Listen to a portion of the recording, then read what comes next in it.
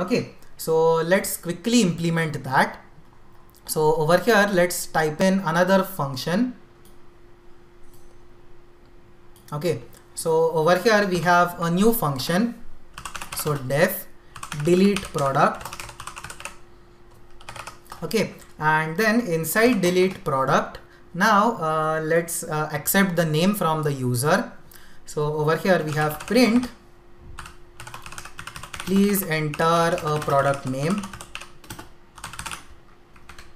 And now after the user has entered the name, let's accept this name. So user underscore name is equal to input. So with this we have accepted the name.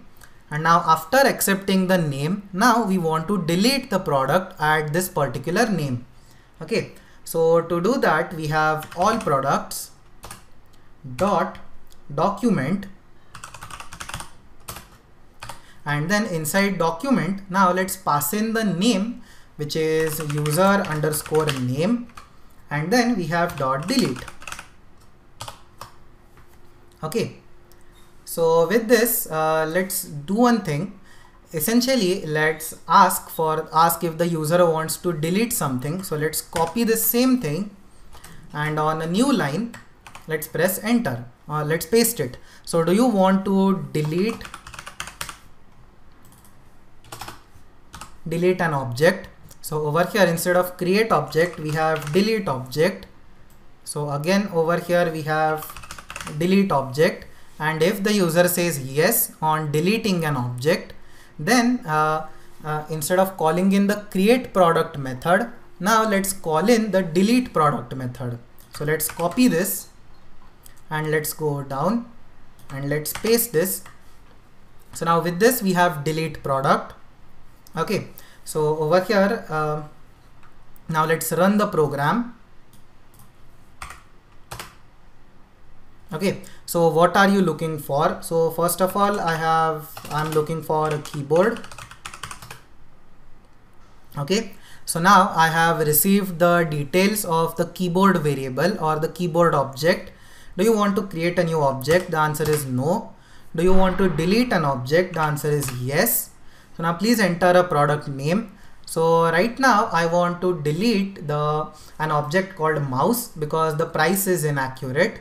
So over here the product name is mouse, and now the program is done executing. So over here, as you can see, the mouse document has vanished. So essentially we have deleted the mouse document. Okay, so with this we have performed all the operations using Python on a particular database. So with this, if you want to work on this, you can add more dimensions to it. Like you can check if the product is already present, then you can check if the price which the user has entered, if it is valid or not, if the user has entered a numerical price. Like for example, right now a very simple problem. So let's run the program. So let's look for keyboard.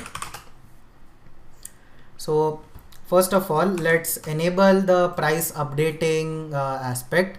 So over here, let's uncomment this. Okay, and now let's run the program again. So now what are you looking for? So I'm looking for a printer. So the price of printer is 3,500. So do you want to update the price? Yes. And now over here, if in the new price I type in 4,000, so instead of numbers, if I type in the spelling and if I press enter, and now let's just complete the program. So do you want to create a new object? No. Do you want to delete an object? No.